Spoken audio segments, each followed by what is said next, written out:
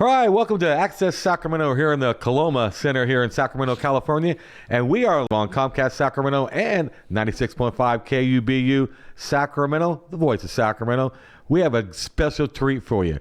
We have not only one time, not only two time, but three-time champion Tony Lopez. Hey, how's it going today, Tony? I'm doing well, man. How are you? Doing great, man. That's great right. to have you in the studio. Thank you. I got a shout out to my big friend Chris Eaton to get us together. We can get you in the studio and, man, have a good conversation, man. And what a thrill this is for me because you're boxing history, man. You're Sacramento, not even just a legend here in Sacramento, but you're a good dude for the sport of boxing.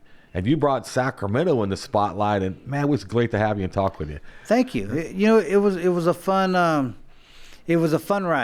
The best way to explain it is I didn't do as much as some, but I did more than most.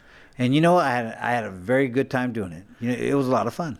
Yeah, we used to watch you in obviously in Sacramento, different fights you fought around Sacramento, but you went to Caesars Tahoe, and at the time you were the big deal out in the start of the outdoor arena fanatics. Right. How was it like fighting in those fights and being outdoors and just getting prepared for those fights? Well, you know what? Once before the fight happens, it's okay. It's not bad. I mean, my running schedule was instead of running around, I'd run around the golf over the golf park they have over there once in a while. But a lot of times I'd run from Caesars used to be there to the Y out in where Lake Tahoe was and back, and that was like about a 5-mile run. Wow. So it's high altitude. You have to get there so that your lungs adjust. Sure. And you got to be out there in plenty of time to do it. Seems like now that's where fighters are now going to train. Everybody's going to there or Big Bear or somewhere. Big Bear Lake, yeah. To try to get that elevation out of them to get them prepared for different fights. Yeah. As a matter of fact, for what fight was it? Oh, my fight in Mexico, I knew it was hot. Nobody knows what the altitude is. So we're training in Lake Tahoe, and then we go to Big Bear Lake, and then we go to Mexico. Man. I died. Man. Good thing we went early because I ran maybe a couple blocks and I was tired. Man. And no one knows how high we were running. But I'll tell you what, we were going around the mountain in our van. We had a van, and we're going through the clouds. And I'm going, whoa, this is high, And, I was there plenty of time to get in shape, but, good thing I was. You had your brother also was a fighter, right? Sal, yes. I believe? Mm-hmm. He was a lightweight fighter. Was he light heavyweight or? No. He was a junior welterweight. Junior welterweight. He was 10 pounds heavier than me. Yeah. Now, how did that go spot? Because I know you also fought in the Junior Olympics too, right? Yeah. I fought in the Junior Olympics like 7 times, won it 5 times. Wow. I went to the Golden Gloves. I entered the Golden Gloves. I guess my first fight, I thought I was supposed to fight in the daytime. No, I'm sorry. Yeah, no, at nighttime. So the trainer says, okay, you're going to fight at night because they go day and night. And he goes, so we didn't go down there until after the fight was done. And they said, hey, man, you lost this afternoon. I go, how did I lose? I didn't fight. You didn't show up. Man. So you're out. I'm going, wow, that's cool. Man, that's just great stuff. But I guess it worked out because right after not too long, you started fighting early. Man, you went on a string of winning fights. How was that when you win a lot, and then when you first get in your professional career, how did that escalate each time? Because, man, you were winning there and when you first started like crazy. Well, I don't know. It was a different time, and I'm that different kid. I've always been that different kid, I don't start nothing. To this day, I'm 62 years old, and guess what? I don't start nothing. Yeah. I'm still not going to walk away from it, sure. And I'm going to swing first, but I'm not going to start it. Yeah. But that's been me my whole life. And, talking to some of my friends from elementary school and junior high school, I think it's refreshing when they say, man, you haven't changed one. You were still the same dude. Yeah. And I go, yeah, what's there to change? I mean, this is who I am, Yeah. And so, it's been pretty exciting life. It's been fun. I think that's the best thing about it is I've seen you a couple places early on. I think I was in a couple places where you ran as everybody said that I've talked to, you're just a good dude. Oh, thank you. And I think you've carried yourself as most fighters we see back then. I know you fought, I was seeing every couple of months. You don't see fighters do that anymore. No. They fight once a year and then, celebrate a little bit, and then. But in our era, in your era, man, you were a fighting maniac. You would fight anybody. Now, and on that, guys, what would be your best fight that you like the fight of? What was the best fight that you had? Watch this. Well, the fight that I've always wanted, I never got, and watch. The difference between me and most people is I'll fight the guy that everybody thinks is gonna whoop my butt. And I'll fight him thinking I'm still gonna whip his butt, because it's I don't know, it's my attitude, I guess, I don't know, but I want to fight someone that's gonna be tough. It's like a I can't even explain it. It's like a natural high of man, I can't even explain it. It's just a natural high, and like when I fought Rocky Lockridge. Yeah. Rocky Lockridge, I'm sorry, was a bad dude. And out of the 3 champions at the time, he was probably one of the baddest. Yeah. And the first thing they said, I said, I want to fight him. And people don't get it. In my head, I'm thinking, I want to fight him because he's going to be a good fight. I'm not saying I'm going to beat him, but it's going to be a good fight. Sure. I don't care. It's going to be a good fight. Sure. That's why I wanted to fight him. Not because, like today, I want to fight him because I can whoop him. What good is that? What fun is that going to have? I mean, there's no challenge there. But with him, there was going to be a challenge, Yeah, and then the fight that I never got that I wanted was Azuma Nelson. Yeah. But Azuma Nelson was a bad dude. Yeah, at that time too, he was bad. Dude, he was a bad dude. I wanted to fight him so bad, I just never got the chance. Yeah. Because you know how boxing is. You win a world title, and I'm telling you, honest to God, I'm in my dressing room. Azuma's next. Because he had another section of the title, so I wanted that title, and so they said, "No, man, you have I have to give Lockridge another fight." So he's got the in the contract. Yeah. So that's kind of wild too, because back then contracts like that, if you lost a fight, you had the immediate opportunity to get a rematch. Because it's in the contract. Yeah. And obviously, unless you get knocked out or something, or it's just one-sided all the way, then people just say, "Forget it, it's not worth it," But if there's money to be made, they're going to make it. It seemed like all your fights were not only good money fights at times for people, but they were good action fights. I don't think you fought anybody that wasn't where you just mauled them all the time at times. No, I didn't. No, right? They were pretty much combative fights, and the fights you won because your skill just was overwhelming. Even I remember before I got my title fight. I had fought a guy, I don't remember his name. It was a 10-round fight, and I had no way. I'm sorry, I was fighting for titles, but I had lost the title. And back then, you had to have a tune-up fight before you can fight for another title. Remember that? Yeah, for sure. That was my era. Yeah. So then I had lost the title, and it might have been the Puerto Rican John Molina. I'm not sure, but it might have been during that time. And so they said, okay, we're going to give you a tune-up. We're going to fight you a guy from Mexico. His record is, I think it was like 24, 25, and 11 or something like that. Wow. And watch. In reality, in boxing in my days, 25 and 11, dude, I'll take that. I'll take that on a day's notice. Yeah, for sure. So then we got the fight. I never asked about my points. Just whatever.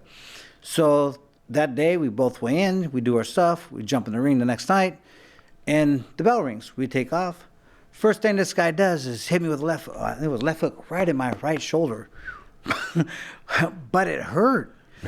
That he's the only guy there's been a couple guys, but he's been the only guy that hit me in my arm, and I thought, oh, smack, I better knock this fool out because he can get lucky. He could hit, yeah. And so I remember just pressing him, and then you just get him into your fight, Right. And then I think I knocked him out like the 6th or 7th round. But boy, I still remember that punch. It still hurts. Well, it seemed like a couple of journeymen back in the day, they were all fighting people too to keep other title guys with work.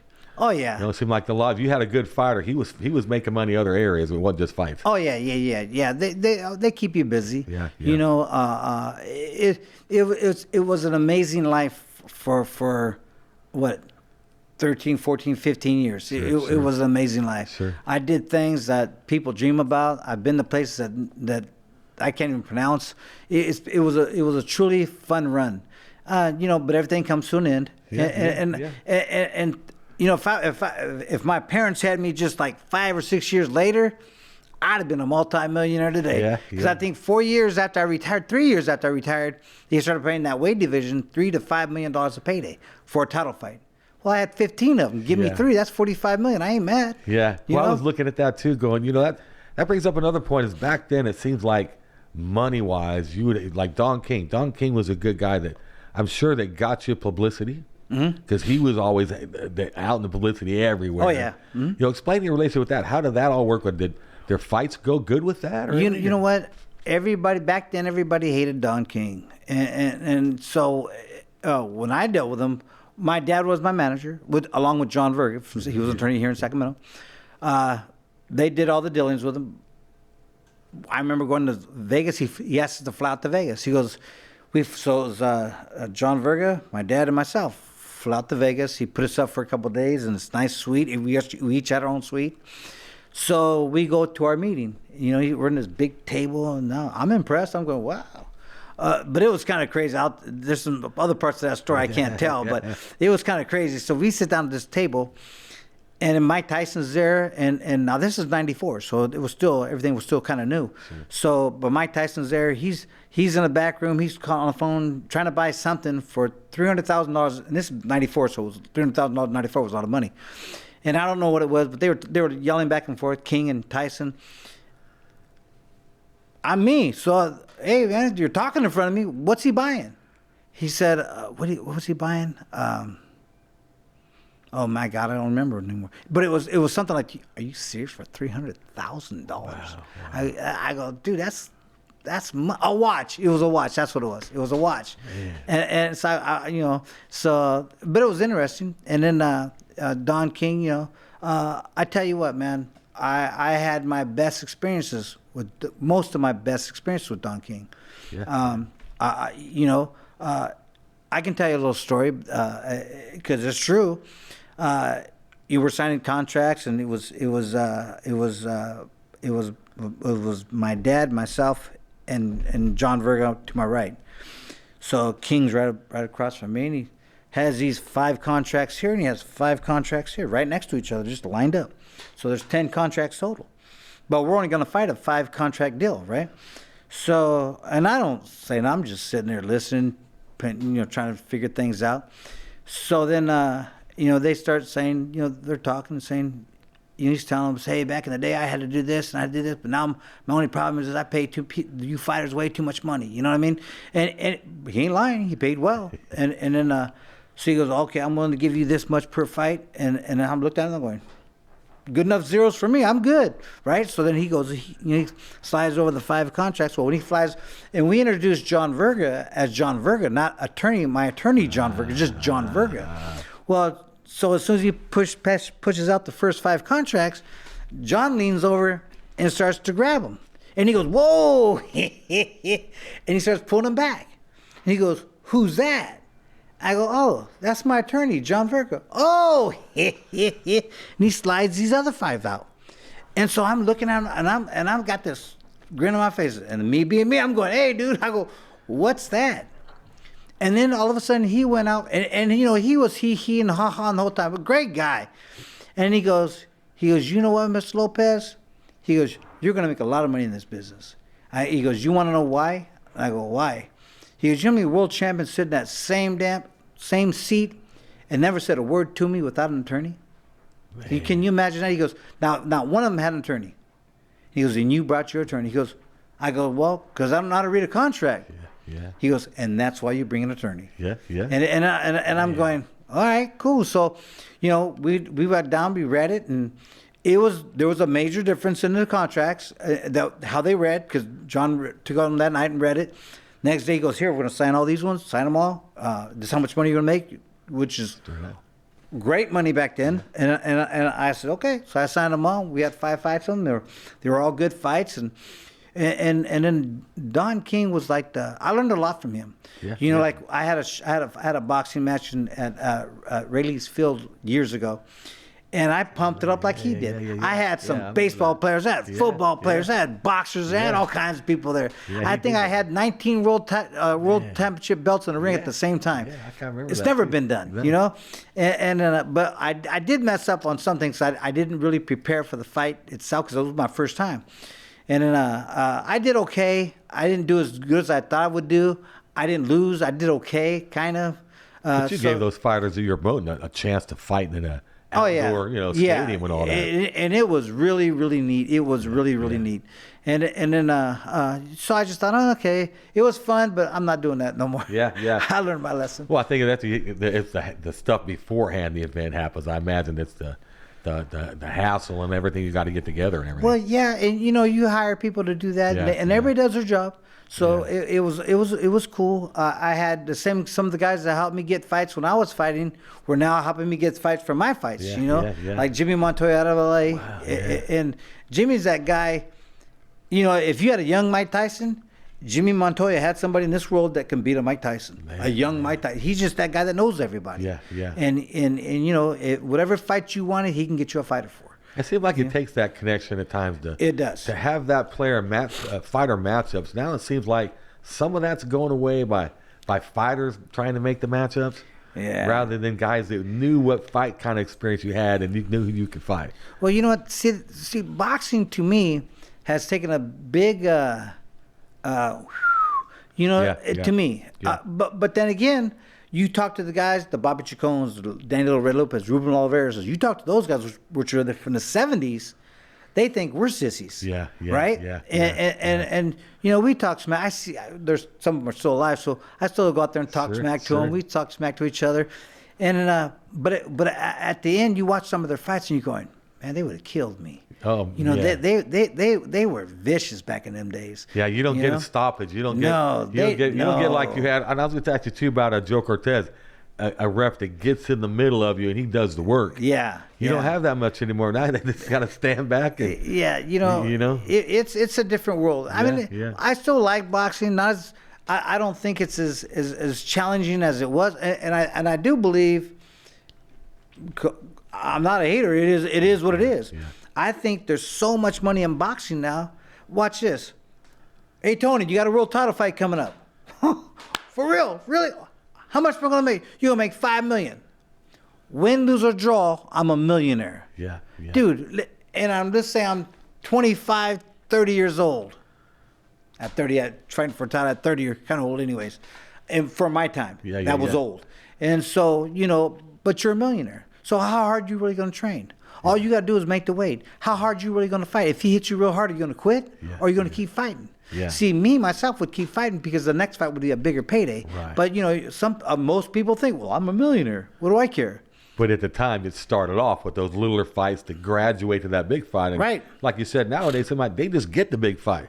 Everybody gets a big payday. And that's the deal. The face of boxing right now is, I'm sorry, but it's Canelo. Everybody's saying, Benavidez, this and that, and all these other people. I'm going, right now, he's the man. Yeah. He's holding the torch. Yeah. Like it or not. Yeah. I'm not saying he's the right man for the position. I'm not saying he's not. But I'm saying he's there. They're making the fights. Yeah. Yep. He's the man that makes the money. Back in the same day, too, is you fought a guy that was out there quite a bit when you fought Chavez. Now, how was because he brought in that big key money making at the time. He was at the time they were going to start making big fights. How was it like to be in the middle of that type of situation? You know what? It was a little different, a little bit more crazy at the weigh-ins, but it was a crazy experience. We're in Mexico. My dad's from Mexico, so he was comfortable. But at the time, I'm thinking, I'm just looking around going, these guys are crazy. And Don King's there. All these people are there. All the fighters. You had Obakar, Trinidad. You had a lot of champions. You had 5 champions fighting. Yeah. And so all the champions were there. And it's a cool little story. But to this day that we're talking to each other right now, I have no idea what Cesar Chavez weighed. He never made the weight. We don't know what he weighed. But you're in Mexico. And you know what? They're going to do what they're going to do anyways. And you're going to deal with it or you don't have to fight. And they'll pick someone else. They don't care. But my attitude was, I don't care. He weighed 200. I don't care. He ain't doing nothing to me. Yeah. You know, but that has to be your attitude as a fighter. And so there was a big old to do with the weigh-ins. My dad wanted to fight Jose Suleiman. It was crazy. And they were pulling him apart. It was nuts. And then because Chavez never made the weight, and they said they tried to say 140. My dad goes, no, he didn't weigh one. Get him back on the, and he wouldn't do it. They just he took off and left because he didn't make it. Hide. Well, yeah, because I mean he jumped on the scale, and the scale went poof. You know, remember the old sliding scales? That's what we used. He was a big old dude at fight time. By the time he got to fight time, he bulked up at least 10, 20 pounds more. Because I didn't care because I would always bulk up about 30. So, but at the time, because as I got heavier, I didn't lose as much. So at that time, I was fighting 140, so I probably weighed about 158, 160. You know, and I was still kind of light. But now here's something else. Everybody made a big deal when remember that fight when the 230 pounders were fighting 130. One ballooned up to 160, came down to 130, and I'm going, why is that a problem? You know, I still don't see that being a problem because I used to walk around at 160. I used to lose 30 pounds for every fight since I was 17 years old. And I'm going, I don't see how that's a problem. I go, for real, Chavez could have weighed 170. I don't care. I'm in shape. I'm ready to do it. Because that's bad at times if you go and eat well, and bulk if up he's that big, too. he's going to be so slow anyway. It's like slow as molasses. I mean, you know, so I don't really see how that's, you know, after the weigh-ins, if you work twice as hard to get down there, go ahead. Bless you. You did it. You know, because now you got to find a way to get your strength back. So it does hurt you at first, but it only hurt me when I was an amateur. By the time I turned pro, I was used to it. You're used to the highs and the lows. My body thought. As a matter of fact, my doctor was Dr. Stephen Broad, and he used to tell me all the time. He goes, Tony, man. He goes, you can't do that. He goes, you can't do what you're doing. He goes, here's what I learned in school. You go the other way. He goes, man, you won't make it past 50. He goes, you're not going to make it. And I go, I got to do what I got to do for right now. So maybe when I get bigger, you know, a little bit older, I'll move up a little bit. And I did. And that's what happened. But and then now, you know, I went to one of Steve's parties a few years ago, and he looked at me and goes, you could walk? Man. Yeah, I could run too. He goes, man, are you sick? Or he started asking me all these questions. I go, no, man, I'm healthy. I have no problems. I'm never sick. And then he goes, that's amazing. So when I think back in that era too, you did put your body through stuff. Depends on who you're fighting and what weight you're fighting. Right. You went up to lightweight too, right? Yeah, I started at 130, 135, and I went to 140. But I think I would have been a better fighter at 140. I was a lot stronger at 140. You know, I just felt better. But by the time I got there, I was already old. And I remember on my comeback trail, the thing was, I was already old. I knew that. So my thing was, okay, I'm going to do it until I lose. When I lose, I don't care if I'm supposed to lose, if it was my fault, I got knocked out, whatever, I'm done. Maybe I won, but they gave it to him, I'm done. Whatever it is, if I lose, I'm done. And so I went down to, I fought a kid in Lake Tahoe, and they had him favored. And that was unheard of for me. I was like, what? No. So I went up there, and so I'm training at the Le Creuset. I forgot his name. Le Creuset, I think it was, something like that. And we're training in Lake Tahoe. We're down at where the stage is, and that one room that has a stage. And it's the day before the fight, day before the weigh-ins, last day of training. So I'm just shadow boxing, loose stump, jump rope, doing all this dumb stuff. And then I see these men. There's like, I don't remember, 3, 4, 5 men sitting in a row, all suited up and looked like they had money, like they owned something, you know? So I'm walking up and I'm looking at them. I go, are you the odd makers? And looked at me, because they didn't say what, they just looked at me like this. I said, excuse me. They all did this. I go, odd makers? And they looked at, didn't say yes, didn't say no. Wow. I go, you effed up. I walked off. That's the crazy times back then. You know, back then it was gambling was the thing back then, where you catch something. They would try to catch something and report very quickly to try to get the money to go up. Oh yeah, you know what? And you know, I always wanted to be that fighter. I didn't need to bring people with my mouth, right? Because I can talk some smack, right. But I wanted throw some hands. Yeah, I wanted to be, you know, I was never scared to get knocked out. I'm not scared to lose. I'm not scared to get hit. I'm not scared to get hit hard. As a matter of fact, it turns me on when you hit me hard. I'm about to say you got hit. I think Molina. Oh yeah, that fight there, and also Hagen. A lot of fights you fought. Yeah, you took a punch, but boy, you sure gave one back. Oh yeah, and you know what? Okay, everybody's going to get hit. You're going to fight. You're going to get hit. Yeah. You just got to be able to take it. Yeah. You know. All right, guys, we're about heading this half hour. We want to come back for some more. And then we're going to talk about more too. We're going to get you talking about what's it like to be relationship with people after you fought. Like, what kind of relationship did you have with referees? Or I know Cortez, you kind of knew him a little bit or worked with him a little bit more. What was it like to have those relationships with some of those guys? Honestly, I talk to Joe Cortez all the time. Not all the time anymore, but we go out, we hang out. We still go out and hang out. But every once in a while now, you know, we're all getting older, so we don't go out as much as we used to. But, you know, when I first retired, we always hung out. You know, we met him on golf courses. We'd go, you know, I'd help him do some stuff over there. He'd invite me to his show over there. He has a show. I'd go on his show over there. You know, just do different crazy stuff. You know, and I talked to, man, who is it? Champion of the middleweight division. I talk to him all the time now. I can't think of his name. That's what happens when you box too much. And so, you know, but so I talk to a lot of people, and we all get along. You know, whether we fought each other or not, or whether they're heavier or smaller, doesn't matter. Michael Coble, we were hanging out with for a long time.